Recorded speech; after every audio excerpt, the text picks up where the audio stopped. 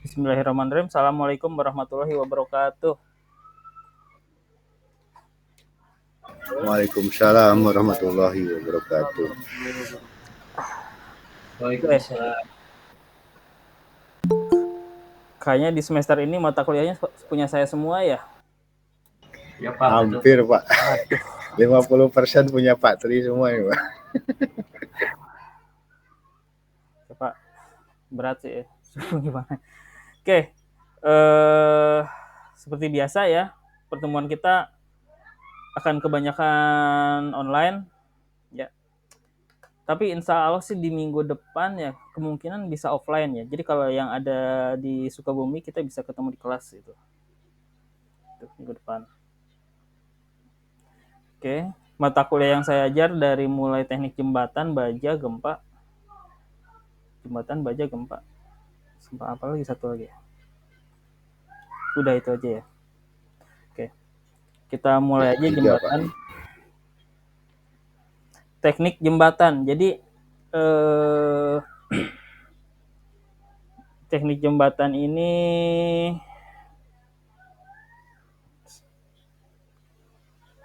mata kuliah praktis. Jadi nanti kita akan merencanakan sebuah jembatan. Tapi kita akan ngebahas satu persatu dulu ya. Oke, pertama dari teknologi jembatan. Ya, teknologi jembatan. Maaf, ini mata kuliahnya teknik jembatan tapi gambarnya malah kapal. Gitu. Oke.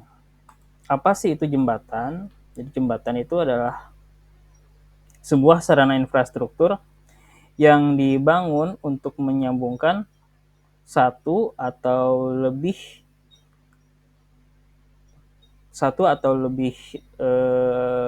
daerah yang terhalang atau mengalami hambatan fisik.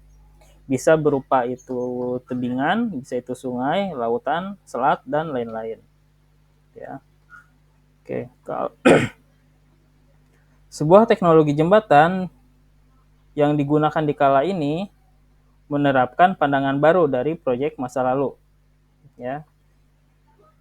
Oke.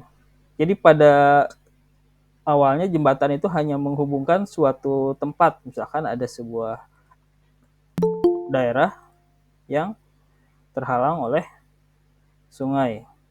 Oke. Tapi ternyata ada hambatan. Oke, misalkan daerahnya seperti ini. Nah, ini ada titik A. Ini adalah titik A.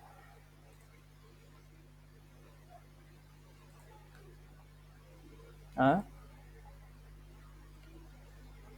Dan ini adalah titik B. Nah, pada awalnya jembatan sederhana ini hanya menghubungkan dua titik yang mengalami hambatan. Maka dibuatlah yang namanya jembatan. Ya. Oke, dibuatlah yang namanya jembatan. Nah, namun dalam perkembangannya jembatan itu nggak cuma menghubungkan, tapi menjadi sebuah main structure. Jadi sebuah struktur yaitu jembatan aja terus. Contohnya yaitu jadi tol elevated Jakarta Cikampek, ya. Jadi dari mulai Jatiwaringin sampai ujung Karawang Timur ya jembatan terus semuanya. Ya. Awalnya sih cuma menghubungkan daerah yang mengalami rintangan atau hambatan. Tapi dalam perkembangannya jembatan juga menjadi sebuah main structure. Biasanya yang sebelumnya hanya sebuah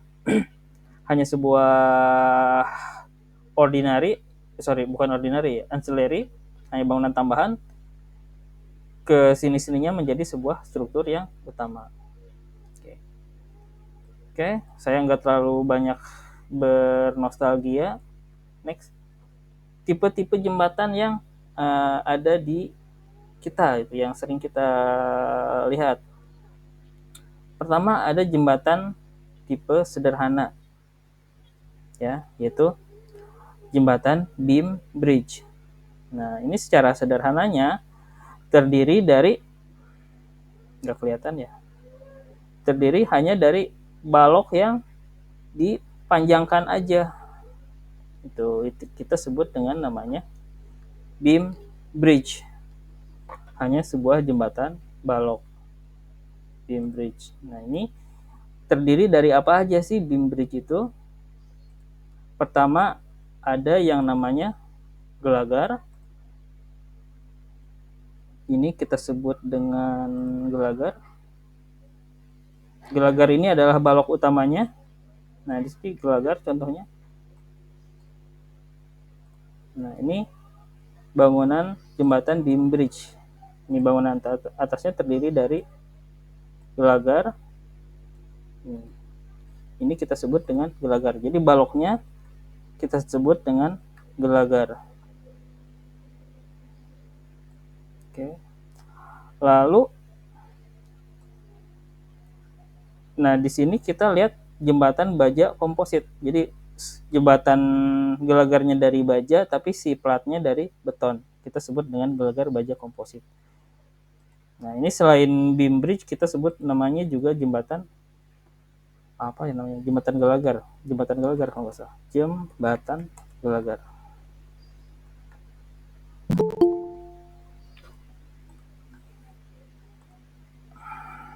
Oke, ini jembatan gelagar. Lalu ada apa aja sih konstruksi di jembatan gelagar ini? Ada juga yang namanya diafragma. Diafragma ini adalah yang menghubungkan gelagar-gelagar atau sebagai pengaku gelagar-gelagar. Nah, ini kita lihat balok di sini ada kecil nggak kelihatan. Ini kita sebut dengan diafragma. Nah, ini tipikal sama di diafragma. Nah, bentukannya tipikal. Jadi bukan tipikal ya, sifatnya sama ya. Ada balok utama, lalu ada juga balok diafragma, yaitu yang tegak lurus dengan gelagar utama. Lalu ada juga yang menggunakan balok biasa. Ini adalah jembatan gelagar biasa yang banyak kita gunakan. Enter. Nah, oke, ya. Nah, ini adalah jembatan gelagar T. Ini adalah jembatan yang paling mudah dikerjakan. Ya. Nah, ini terdiri dari yang gelagarnya adalah balok ini. Ini kita sebut dengan gelagar. Nah, gelagar itu kalau bahasa Inggrisnya kita sebut dengan girder. Text. Ini adalah gelagar. Lalu ada juga balok yang menghubungkan gelagar. Kita sebut dengan balok diafragma. Oke, gelagar. Nah, ini kita sebut dengan diafragma.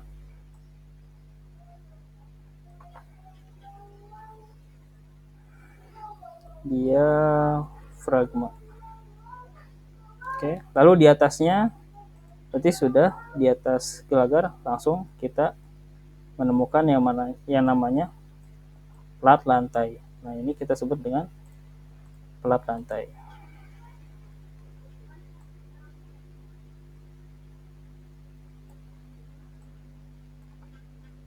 Plat lantai.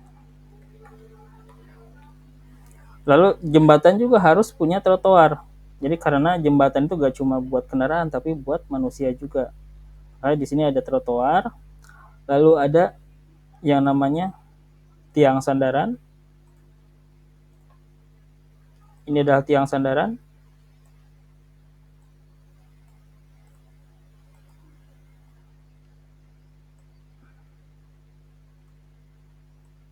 Ini adalah tiang sandaran.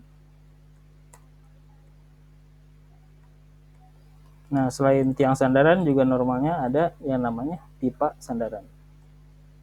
Jadi pipa sandaran ini yang sebagai fungsi railing, jadi pengaman orang supaya enggak terjun ke sana.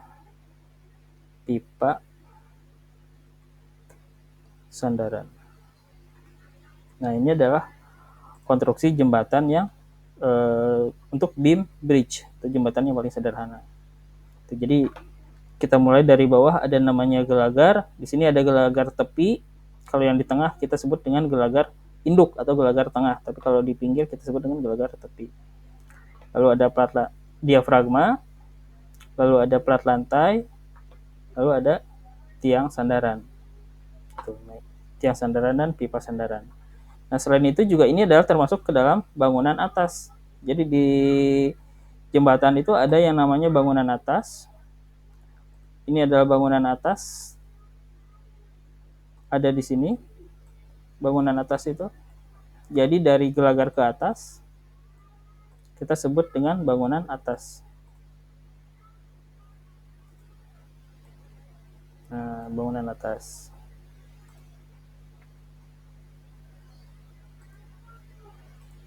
Ini adalah bangunan atas. Nah, ini terdiri dari mulai dari gelagar, diafragma, plat lantai sampai dengan tiang sandaran. Lalu ada juga bangunan bawah. Bangunan bawah itu berarti yang ada di bawahnya. Jadi kalau mulai dari sini kita sebut dengan bangunan bawah. Bangunan bawah. Nah, ini bangunan bawah terdiri dari bangunan bawah.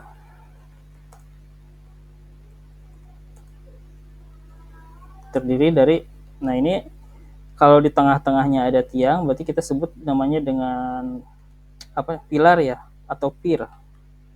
Pier bukan ya? Pier head. Oke, pilar aja dulu. Pilar. Lalu ada plus fondasi. Nah, lalu di sini ada juga dinding penahan tanah. Dinding penahan tanah biasanya berada di ujung sini nih. Dinding penahan tanah. Dinding penahan tanah ini biasanya kita sebut dengan abutment. Abutment. Nah, ini adalah bangunan bawah. Tapi kalau bangunan atas, seperti sudah saya jelaskan, terdiri dari mulai gelagar, plat lantai, lalu ada perkerasan dan lain sebagainya. Nah, itu termasuk ke dalam bangunan atas. Kalau bangunan bawah berarti bangunan yang berada di bawah pilar. Di bawah gelagar. Mulai dari pilar, di abutmen, fondasi dan lain sebagainya. Itu termasuk ke dalam bangunan bawah. Lalu beam bridge juga ada banyak macamnya. Pertama yaitu dari yang beton homogen, ya. Ini adalah jembatan gelagar T. Ada juga jembatan yang menggunakan girder, ya. Ntar saya tebalkan. Nah, girder. Nah, ini menggunakan beton pracetak. Nah, gelagarnya menggunakan beton pracetak di sini. Kenapa disebut I-girder? Ya karena si gelagarnya atau si girdernya ngebentuk huruf I. Nah, kita sebut dengan jembatan I-girder. Gitu. Oke, ada yang ditanyakan? Ada yang ditanyakan? Maaf.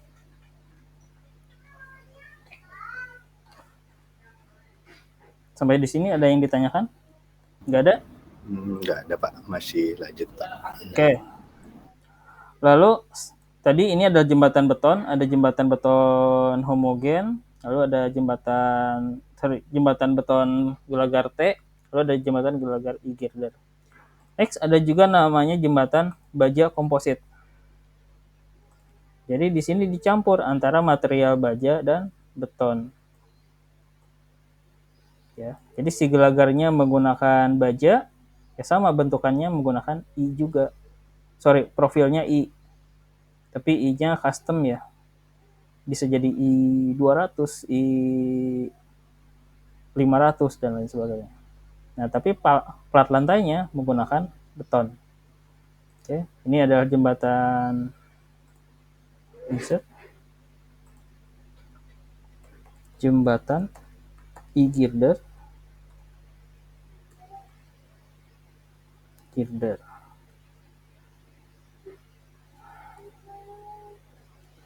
girder.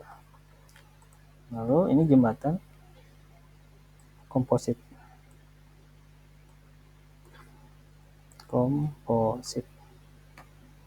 Nah, yang jembatan girder ini kalau di Sukabumi, kalau Anda ke jalur yang baru jadi itu ya, ada jembatan jalur yang baru jadi itu kan kita lihat di atasnya itu dia menggunakan gelagar girder itu. Nah, itu salah satu aplikasinya. Kalau jadi girder ini merupakan jembatan yang paling sederhana, yang paling gampang dikerjakan dan yang paling cepat gitu. Karena semua materialnya fabrikasi. Oke. Next, ada juga jembatan komposit yang bukan dari beton tapi dari kayu. Ini ada jembatan komposit yang kedua. Nah, contohnya seperti ini. Ya. Oh, sorry. Jadi gelagarnya menggunakan baja, tapi plat lantainya menggunakan kayu. Nah, ini di daerah rawa atau di daerah mangrove bisa kita temukan jembatan-jembatan seperti ini. Oke. Next. Ini adalah secara konstruksinya, yaitu konstruksi gelagar. Lalu ada juga yang namanya jembatan yang menggunakan beton precast atau pre-stress ya. Jembatan pre-stress. Nah, apa sih pre-stress itu? Ya, ini jembatan yang menggunakan material dari beton yang sudah difabrikasi di lokasi lain. Jadi si jembatannya terdiri dari modul-modul. Contohnya adalah ini. Nah, ini adalah jembatan box girder. Nah, ini jembatan box girder. Nah, jadi girder itu ada yang ngebentuk I, ada yang ngebentuk box. Nah, box itu berarti jembatan yang konstruksinya ngebentuk bolong di tengahnya. Kita sebut dengan jembatan box girder. Nah, penampangnya kurang lebih seperti di gambar ini. Ya, jadi konstruksinya dia ngecornya dia nggak di tempat, tapi dia dicor di lokasi pabrikan pre-stress. Tulangannya dirakit dulu, lalu dicor, setelah itu dimobilisasi ke lokasi proyek. Oke, setelah dimobilisasi ke lokasi proyek, lalu si girder itu, box girdernya diangkat per segmen. Nah, lalu ditancapkan sebuah kayak sling, lalu di stressing. Jadi di dalamnya ini dia ada lubang-lubang. Nah, ini kita sebut dengan tendon angkor. Jadi si tembus ya dari ini adalah pierhead. Di sini ada sling baja diameter berapa ya, saya lupa.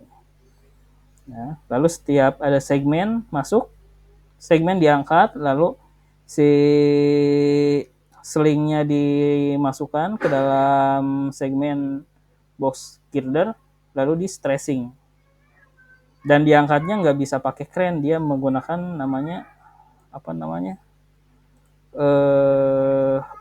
lupa saya namanya. Bukan slip form. Kren nggak mungkin. Girder launcher. Ya, ini adalah girder launcher. Tapi ada istilahnya ya, namanya saya lupa nama. Ini diangkat lalu di stressing. Nah, ini adalah jembatan box girder. Atau kita sebut dengan jembatan pre-stress. Pre-stress berarti pra tegang. Gitu. Oke, ada yang ditanyakan?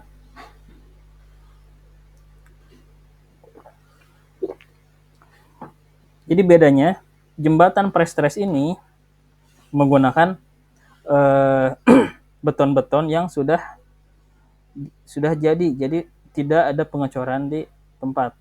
Jadi betonnya sudah jadi, tinggal diangkat lalu dipasang. Nah, pemasangan ini kita sebut dengan namanya erection.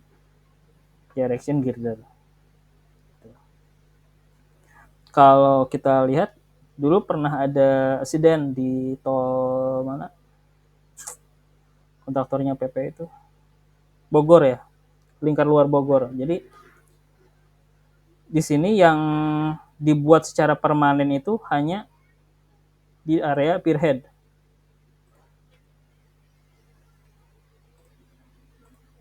Nih ya. Sorry, anggap aja ini nggak ada e-girder. Nah, yang dicor secara manual hanya berupa pierhead. Nah, sekitar 2 atau 3 tahun yang lalu di proyeknya tol lingkar Bogor terjadi kecelakaan yang mengakibatkan korban jiwa yang cukup banyak. Ya, jadi karena ini ngecornya manual, dia ada formwork yang kurang proper. Ya, jadi ada tulangan, dicor secara manual, si betonnya belum setting, belum layak dibuka, ternyata si formworknya udah dibuka, lalu akhirnya roboh dan mengakibatkan kecelakaan kerja. Jadi kalau metode seperti ini yang dicor hanya berupa pierhead-nya aja. Nah, kita ini adalah pierhead.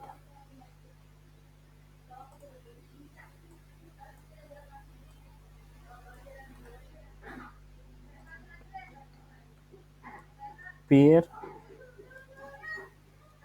ya. Pierhead. Tuh.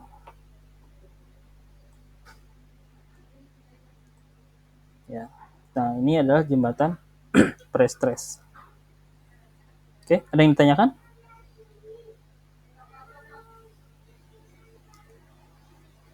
Selain jembatan, silahkan ada yang ditanyakan nggak? Kalau untuk mutu betonnya itu sendiri, beton vertikal itu di atas mutu beton berapa Pak? Oke, kalau mutu betonnya yang saya tahu sih ini di atas K350 ya. Jadi di Indonesia ini kita agak ketinggalan. Kita masih apa? Feodal. Jadi semua mutu beton tuh masih menggunakan istilah K. K350, K2250 gitu.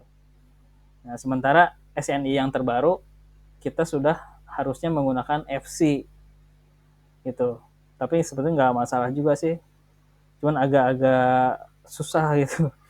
Nah, di sini mutu beton yang dipakai pastinya mutu tinggi Pak, di atas K350 gitu. Di sini nggak ada treatment yang aneh-aneh, nggak ada. Dia yang jelas hanya beton biasa tapi mutunya cukup tinggi gitu.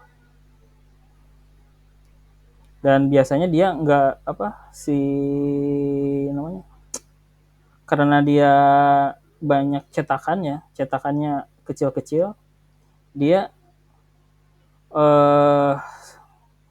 nggak pakai split kalau nggak salah, dia screening, hanya pakai screening, dia splitnya nggak ada kalau nggak salah, atau splitnya sedikit gitu, jadi splitnya campur screening. Jadi si diameter batu pecahannya dia relatif kecil supaya dia menghindari dia ada keropos, dia menghindari ada bagian jembatan yang nggak kecil. Agregat halus berarti Pak. Sorry? Agregat halus? Iya, agregat halusnya tetap pasti ada, fine agregat pasti ada. Tapi yang agregat kasarnya yang si splitnya dia biasanya diameternya kecil-kecil Pak. Screening ya diameter yang 1 sampai 2 cm itu. Jadi supaya dia nggak kesangkut di formwork-nya kayak gitu. Nah, ini adalah jembatan pre-stress atau jembatan box girder. Tuh. Oke, next, selain jembatan pre-stress berupa box girder dan e-girder, ada juga jembatan pre-stress itu yang berupa mana tadi ya? Sorry, salah. Yusef. Nah, ini relatif baru, jembatannya kayak mangkok. Nah, ini adalah jembatan Yusef. Nah, ini sebetulnya cara kerjanya mirip seperti girder. Dia nggak ada stressingan, dia nggak ada tulangan, nggak ada seling di dalamnya, dia hanya berupa mangkok. Ya.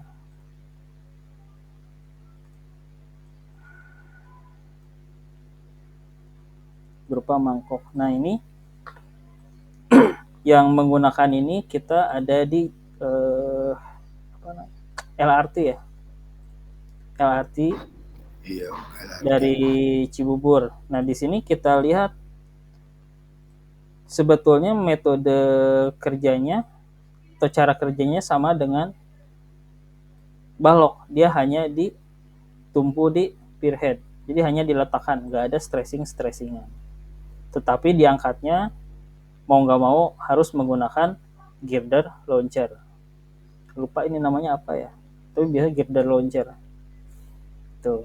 Nah, di sini kita lihat ada bagian yang mendatar, ada bagian yang berdiri.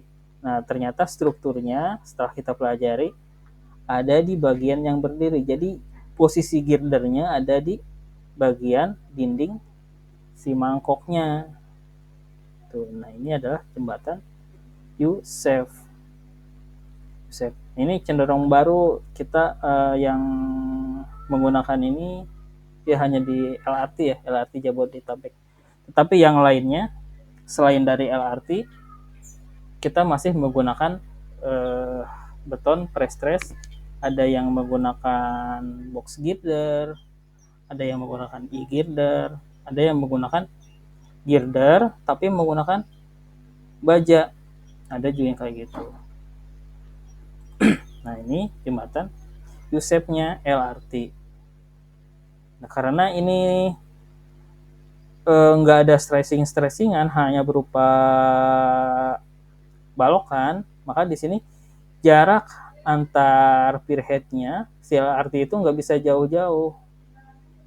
Kalau kita masuk tol, kita lihat di Cibubur itu rapat-rapat Pak, ukuran 30, 25 meter udah ada si pierhead. Karena ini jembatannya relatif sederhana, dia hanya ya seperti girder aja, tapi girder sama platnya disatuin. Si girdernya ditaruh di atas atau di samping dan si platnya ditaruh di bawah gitu. Nah, ini ada jembatan LRT Jabodetabek. Oke, ada yang ditanyakan?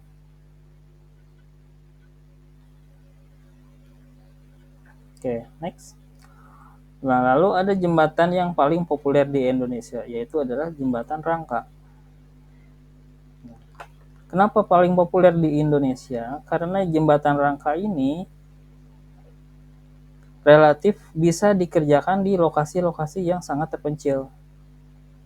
Ya, makanya orang-orang Belanda zaman dahulu senang banget bikin jembatan-jembatan menggunakan rangka-rangka baja di ujung Cijulang. Lalu kalau kita naik kereta Argo Parahyangan, kita lihat di pinggir tol kelihatan tuh ada jembatan kereta panjang banget. Kalau kita loncat ke Jawa Tengah ada jembatan Serayu, panjang banget bikinan Belanda. Jadi kenapa rangka? Karena rangka ini kita bisa pasang per satuan. Jadi satu batang gitu. Dia tidak begitu memerlukan bantuan alat berat. Tuh. Kalau tadi si girder ada Yusef, dia perlu adanya girder launcher, perlu mobilisasi si girder ini, perlu kren, perlu segala macam, banyak sekali alat. Tapi kalau jembatan rangka ini bisa kita menggunakan katrol biasa, diangkat satu persatu kayak gini. Ini jembatan belum jadi, diangkat menggunakan katrol lalu di setting bautnya jadi deh jembatan. Gitu. Ini kayak merakit puzzle, makanya jembatan kayak gini banyak dikerjakan zaman dulu ya, karena fasilitas infrastruktur kita belum memadai untuk lalu lintas alat berat. Kalau Anda sadari, coba di mana ke arah Pelabuhan Ratu ada berapa jembatan itu rangka semuanya. Kita pikir-pikir ya, gimana caranya bikin jembatan tahun 50 tahun 60-an ya, yang punya alat berat masih sedikit. Kenapa nggak girder aja? Ternyata jembatan laka memang paling suitable untuk area-area yang terpencil. Itu Pak. Nah, jembatan rangka ini banyak jenisnya, dari mulai sheet baru. Nah, ada banyak jenisnya. Jadi ada jembatan yang namanya apa ini? Pearl atau permata. Ada how, ada fing, ada bowstring, ada yang kayak kuda-kuda rumah atau A-truss, ada Parker, ada Castelbach, ada double intersection, ada Baltimore, Pennsylvania, ada Q-truss, Warren with vertical, double intersection, dan lattice. Tuh, tapi yang sering kita lihat itu kebanyakan adalah tipe Warren truss. Yang paling sering kita lihat adalah yang ini. Nah, yang ini karena dia pemasangannya tidak terlalu memerlukan alat yang besar. Itu bisa dikerjakan secara remote. Ini yang paling sering kita lihat nih. Kalau yang lainnya ada tapi jarang ya. Paling ada juga yang mirip lengkung. Sini banyak. Tuh, nah ini adalah jembatan rangka. Nah, jembatan rangka ini ada yang rangkanya disimpan di atas, ada yang di atas jembatan, ada juga jembatan yang rangkanya disimpan di bawah. Tuh, biasanya kalau kereta api jembatannya rangkanya selalu disimpan di bawah. Itu. Kalau melewati sungai, biasanya jembatannya rangkanya di bawah. Tapi kalau jembatan untuk kendaraan ringan, mobil, motor, truk, biasanya rangkanya ada di atas. Nah, ini adalah jembatan rangka. Oke, ada pertanyaan? Nggak ada? Untuk trust Pak, maksimum bentang berapa Pak ya? Oke. Ada standarnya, ada perhitungannya, ya Pak Saiful. Tapi di SNI sebetulnya ada, di SNI ada, lupa ya saya angkanya. SNI ada. Jadi di jembatan ini banyak banget peraturan. Nanti kita coba bahas satu persatu ya, mudah-mudahan bisa kita tempuh ya. Jadi pertama ada pembebanan jembatan, ada beban angin, beban gempa, lalu ada beban rem, banyak banget pokoknya. Ntar kita hitung. Jadi ada beberapa syarat. Kalau misalkan 0 sampai 50 meter itu menggunakan gelagar biasa. Lalu 50 sampai sekian ratus meter itu menggunakan rangka. Lalu dari 100 sampai sekian menggunakan lengkung. Jadi di SNI itu ada SNI-nya SNI tahun 2016 kalau jembatan. Terakhir tahun 2016. Ini izin Pak. Ya, silakan. Untuk materi ini nanti perhitungannya difokuskan di semua tipe jembatan atau difokuskan di salah satu? Ya, kita mau kuliah berapa tahun, Pak? Ya, barangkali. Oke. Nanti saya fokuskan ada sampel jembatan ya. Kemungkinan jembatan, kalau yang paling mudah sih jembatan gelagar. Tapi kalau mau complicated dikit, karena campur ada struktur baja, bisa di jembatan rangka. Nanti saya belum siapkan ya masalah perhitungannya. Nanti deh. Saya harus banyak pertimbangannya supaya bisa selesai tepat waktu. Siap, Bapak. Saya akan identik dengan perhitungan, Pak, kalau materi-materi kuliah seperti ini, Pak. Ya, benar. Oke, next. Ada juga yang namanya jembatan cantilever. Nah, ini jembatan cantilever, Pak. Nah, ini agak canggih juga ini jembatan cantilever. Kalau jembatan rangka, dia rangkanya bertumpuk di tengah bentang. Ya. Numpuk di tengah bentang. Numpuk di tengah bentang, ya. Si jembatan rangka ini. Tapi kalau jembatan cantilever, justru si rangkanya numpuk ada di tumpuan. Ya, ini ada di tumpuan nih. Ini juga sama tebalnya di tumpuan. Nah, ini kita sebut nama jembatannya adalah balance cantilever. Ya, kalau ini ada di Amerika, lupa saya namanya apa. Kalau ini ya deket, ini ada di Raja Mandala ya, di Cipatat. Ini ada jembatan cantilever. Coba kalau ada punya drone, silahkan terbang pakai drone, lihat nih konstruksinya kurang lebih seperti ini. Nah, cara kerjanya ini agak unik. Jadi seolah-olah jembatan itu adalah balkon rumah. Seolah-olah jembatan itu adalah balkon rumah. Ini adalah pilarnya. Lalu di sini ada sebuah mana segitiga ya? Mana segitiga? Oke, kotak dulu. Lalu insert segitiga.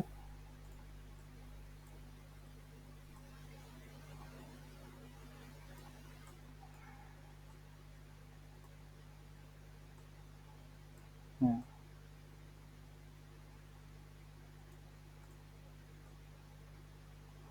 Oke.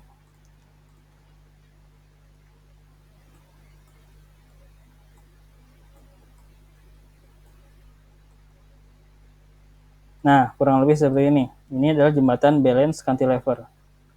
Jadi ini ada dua mirroring.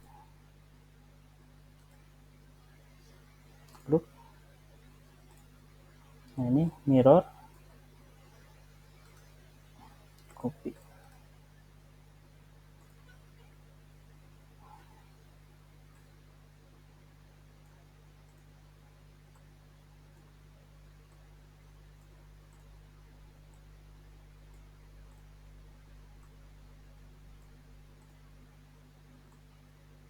Nah, jadi di sini ada bagian jembatan yang agak gemuk, sini juga ada bagian jembatan yang agak gemuk. Nah, diharapkan beban maksimum yang terjadi di sini,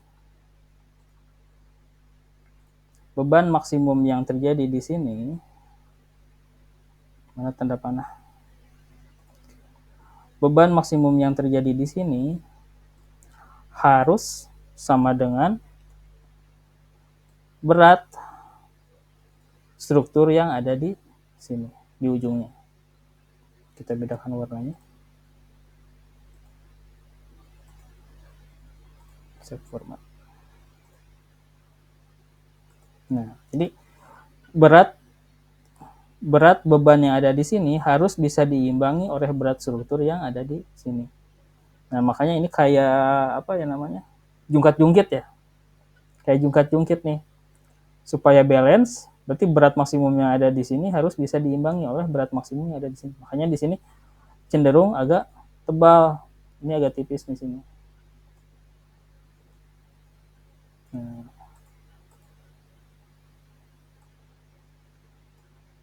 Jadi volume di sini lebih tipis, sininya berat.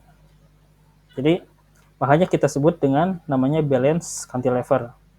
Nah, lihat, ini lambungnya tebal banget tapi di sininya ramping sekali. Nah, ini adalah metode balance cantilever. Ini yang paling dekat ada di jembatan Raja Mandala yang mau ke Cianjur, yang menghubungkan Bandung dan Cianjur.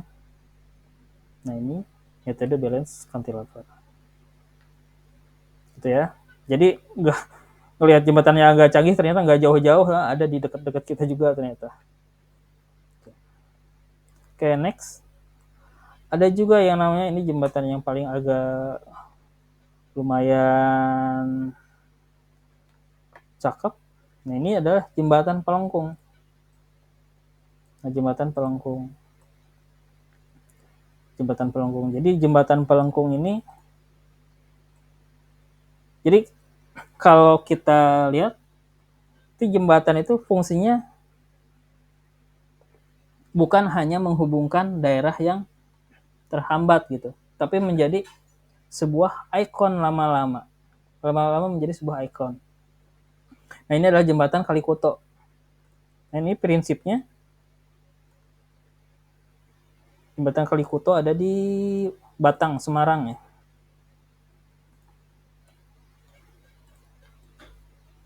Nah, ini ada di Batang, Semarang. Nah, struktur utamanya ternyata bukan di bawah kalau kita lihat. Ya. Jadi struktur utamanya ini dia ada di pelengkungnya ini. Makanya di pelengkungnya besar sekali. Ya, ini adalah jembatan pelengkung. Nah, si pelengkung ini dia akan menahan seling. Maaf, gimana ya? Jadi si jembatannya ini dia digantung oleh seling dan selingnya itu menggantung ke rangka pelengkungnya ini. Nah, ini adalah jembatan Pelengkung Kalikuto. Dia ada di tol Batang Semarang. Ini baru juga, lumayan ikonik juga. Jembatan Kalikuto. Ini metode pemasangannya juga lumayan unik gitu. Dia sebelum ngebentuk seperti ini, jembatannya dia pelengkungnya itu berdiri di sini. Berdiri. Habis berdiri, lalu ditahan oleh kren, lalu diturunkan sedikit-sedikit sampai ketemu di titik tengah ini. Ini jembatan Kalikuto. Next, contoh jembatan pelengkung. Nah, ini ada juga yang menggunakan jembatan pelengkung ada di jembatan Kutai Kartanegara. Jadi jembatan Kutai Kartanegara ini dulunya adalah jembatan ada di Kalimantan, dulunya adalah jembatan gantung. Nah, jembatan gantung dulunya. Terus itu tahun 2011 apa tahun 2012 itu ya, roboh. Nah, akhirnya dibangun kembali menggunakan metode jembatan pelengkung. Ini karena di Kalimantan ini lahan tambangnya, uangnya banyak mungkin ya dia, jadi nggak ragu-ragu ya pemerintah mengeluarkan biaya tinggi untuk membuat infrastruktur seperti ini.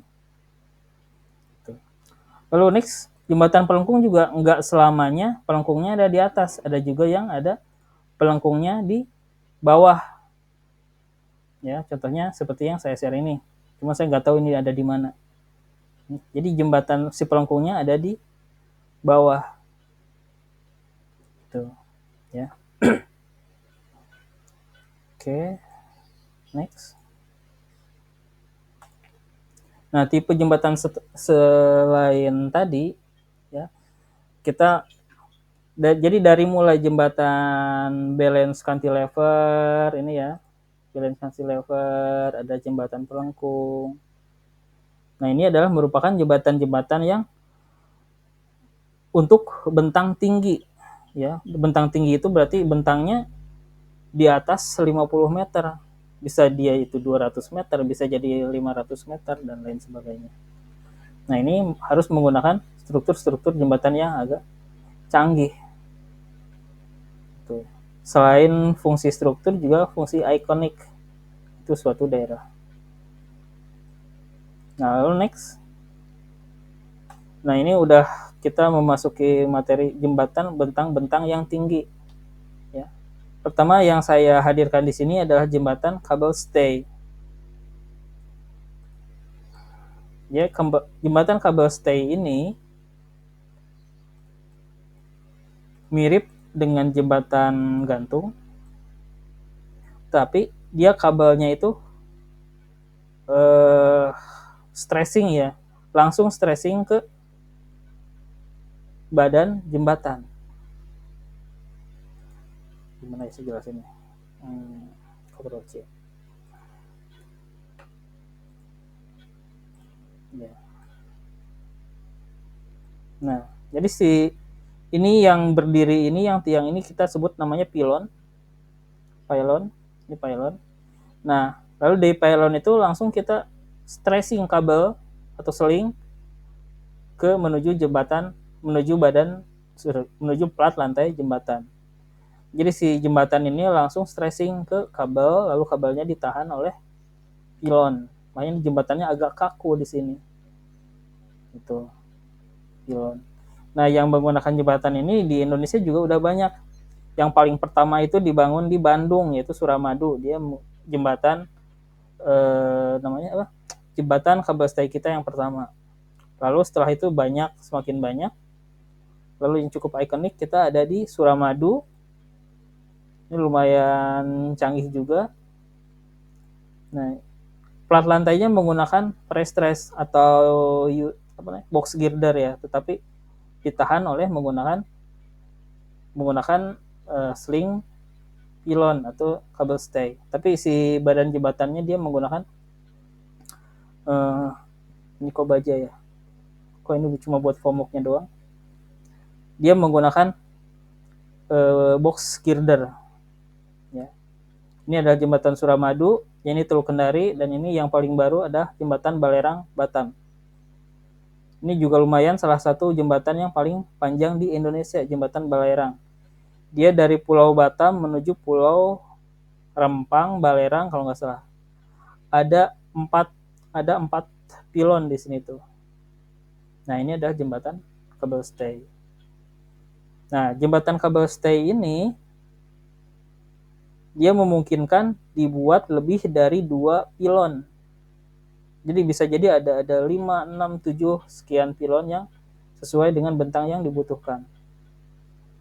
Tuh, ini adalah jembatan kabel stay. Jadi si pilonnya itu bisa lebih dari 2, bisa banyak. Nah, ini jembatan kabel stay. Beda halnya dengan jembatan gantung.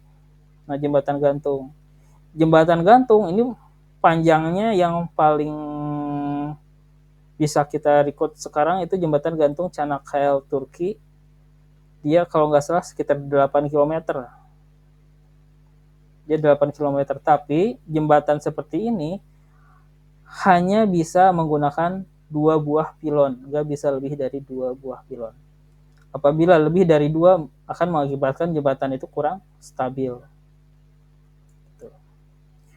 Nah, ini adalah contoh kerusakan dari jembatan gantung. Jadi tadi sebelum Kutai Kartanegaranya dibuat menjadi sebuah jembatan pelengkung atau arch bridge, dia sebelumnya adalah jembatan gantung seperti ini, jembatan kabel. Tetapi karena selingnya atau apanya gitu bautnya kurang kencang, maintenance-nya kurang bagus, dia mengakibatkan jembatannya ambruk. Nah, ini jembatan Kutai Kartanegara. Dia sebelum dipugar menggunakan jembatan pelengkung. Oke, ada yang ditanyakan? Kalau Sosrobahu itu apa, Pak? Sosrobahu. Oke, terima kasih. Pertanyaan bagus. Sosrobahu itu, bentar ya. Ada nggak ya di sini ya? Nggak ada. Ada nggak ya? Sosrobahu. Oke, contohnya kayak gini, Pak. Nah. Ya. Nah, Sosrobahu itu adalah metode pembuatan pierhead. Ini kita sebut dengan pierhead. Ini namanya pierhead. Pierhead. Nah, ini pierhead. Oke. Untuk mengecor, ini kan nggak bisa kita nggak bisa bikin ini secara pre-stress, Pak. Ini harus cor in situ. Gitu. Tetapi ini kan kalau ini cor in situ, berarti kan si formworknya harus ke bawah-bawah kan? Iya, Pak. Ya, harus ke bawah-bawah. Tapi kan si lalu lintas belum, kondisi pekerjaan kita nggak selalu mendukung kita formwork sampai ke bawah-bawah. Ya. Nah, jadi solusinya dia si pier ini diputar. Dia searah dengan gelagar. Jadi gelagarnya jangan dulu kita bayangkan gelagar ini nggak ada. Si pier ini kita bayangkan searah dengan gelagar. Nah, berarti kan si formworknya itu nggak ngeganggu area di sini kan? Yang ada bantrek itu nggak keganggu kan sama formwork? Iya, iya. Nah, ini kita gunakan di jembatan, kalau nggak salah Japek elevated juga pakai ini, pakai Sosro bahu. Dia si pierheadnya itu dicornya dia searah dengan gelagar gitu, tapi di tengahnya dia enggak homogen, maksudnya dia ada kayak ada tumpuan di sini. Jadi ada, saya buat tanda di sini ada tumpuan, di sini dia dibuat dimungkinkan untuk diputar. Nah, oke, diputar. Jadi setelah si pierhead ini dicor searah dengan arah jembatan tanpa mengganggu lalu lintas di bawahnya, setelah betonnya setting, mau nggak mau harus stop traffic dulu, lalu diputar menggunakan kren di kedua sisi. Lalu akhirnya si jembatan itu, si pierheadnya bisa melintang seperti ini. Gitu Sosro bahu. Oke? Oke, Pak. Nah, itu jembatan Sosro bahu. Oke. Next. Nah, ini adalah jembatan cable stay. Nah, ini adalah jembatan gantung. Nah, jembatan gantung juga nggak selalu canggih, nggak selalu panjang. Ternyata ada juga di kampung-kampung. Mana? Oh, lihat nih bapak-bapak pakai motor. Di kampung-kampung juga banyak yang menggunakan jembatan gantung. Kalau orang Sunda bilangnya rawayan ya. Itu. Jembatan gantung. Ini kalau di Sukabumi berarti yang mana? Oh, berarti yang di situ gunung itu, Pak, yang paling. Tapi kalau Anda suka muter-muter ke kampung-kampung pasti suka banyak, Pak, jembatan kayak gini yang bentangnya cuma 30-40 meter, yang cuma bisa dilintasi motor kayak gitu. Ini suka ada di kampung-kampung. Tuh, ini jembatan gantung yang sederhana. Oke. Oke, terakhir. Nah, di sini kita juga di Indonesia ini kita ada sebuah jembatan yang cukup canggih juga ya, yaitu jembatan LRT ya, yang di daerah mana sih? Pancoran atau Mampang nih ya? Mampang ya? Pancoran kayaknya Pak. Pancoran ya? LRT Pancoran Pak. Oh, enggak ada Pantung Pancorannya. Berarti daerah Mampang berarti. Daerah Mampang. Jadi kita bayangkan di sini, kalau tadi kita ngelihat jembatan dia tumpuannya satu garis kan? Satu garis ngelihat tumpuannya. Ya. Nah, ini ternyata tumpuannya yang satu ada di sini, yang satu ada di sini. Tuh lihat.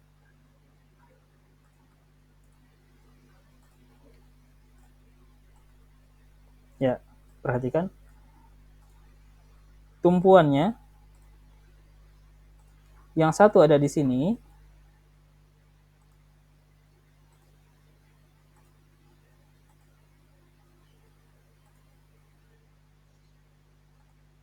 nah, yang satu lagi dia ada di sini.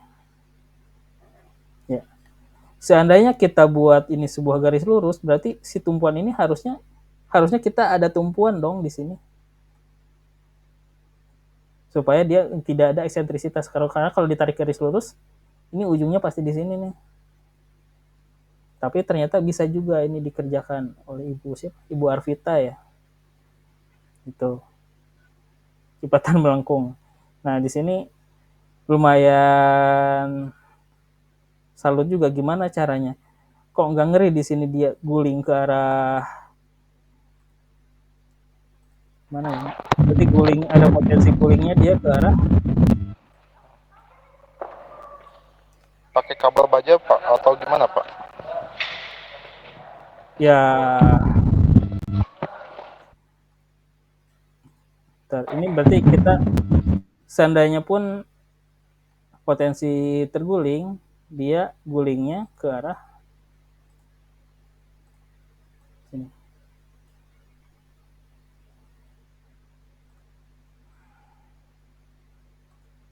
Nah, ke arah ini ya.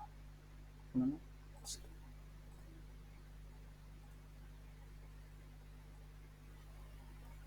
Nah,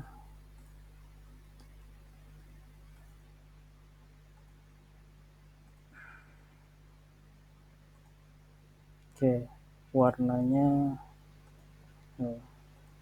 ya seandainya pun potensi gulingnya ke arah sini. Soalnya kan dia harusnya kan ada tumpuan di sini, gitu ya.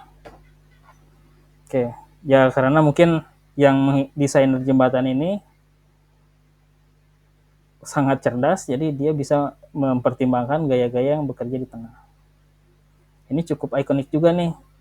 Ini apa? Menjadi sebuah kebanggaan kita ya. Ternyata di Indonesia ada pula yang bisa membuat jembatan seperti ini. Gitu. Karena kita buat tarik lurus nggak mungkin kan kita ngebabat semua gedung-gedung di sini. Gitu Pak. Ini ada di jembatan LRT. Dan kalau kita lihat-lihat, ternyata jembatan ini adalah jembatan balance cantilever. Jadi cukup pertimbangan yang bijak juga. Jadi supaya tidak ada terjadi guling di tengah-tengah bentang, maka harus digunakan balance cantilever. Lihat di sini lambungnya besar sekali. Jadi berapapun beban yang ada di tengah bentang ini harus bisa ditanggulangi oleh beban yang ada di berat sendiri jembatan yang ada di sebelah sini sebelum jembatan. Gitu. Nah, ini adalah jembatan LRT. Oh iya, jembatan LRT Mampang Perapatan. Gitu. Oke, ada pertanyaan sampai sini? Ada pertanyaan?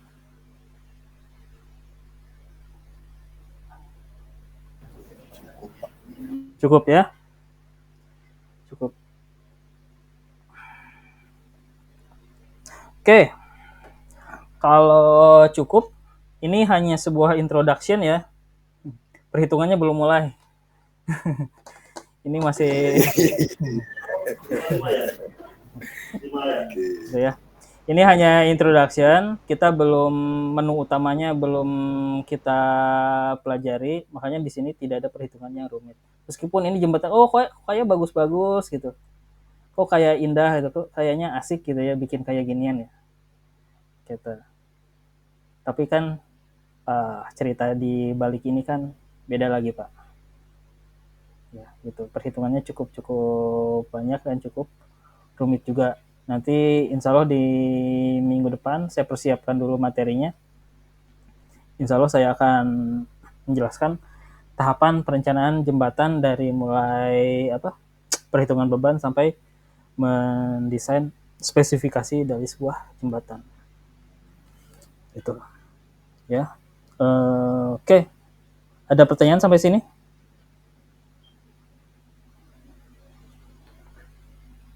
Ada pertanyaan sampai di sini? Belum Pak. Nanti pasti itu kan banyak pertanyaan. Oke. Kalau tidak ada pertanyaan, saya cukupkan sekian ya. Kita ketemu lagi di jam berapa? Jam 4 ya. Teknik gempa ya. Oke. Iya Pak. Oke, saya cukupkan sekian. Atas perhatiannya saya ucapkan terima kasih. Absensi saya hitung berdasarkan siapa yang hadir di sini ya. Sekali lagi saya ucapkan terima kasih. Wassalamualaikum warahmatullahi wabarakatuh. Waalaikumsalam warahmatullahi wabarakatuh.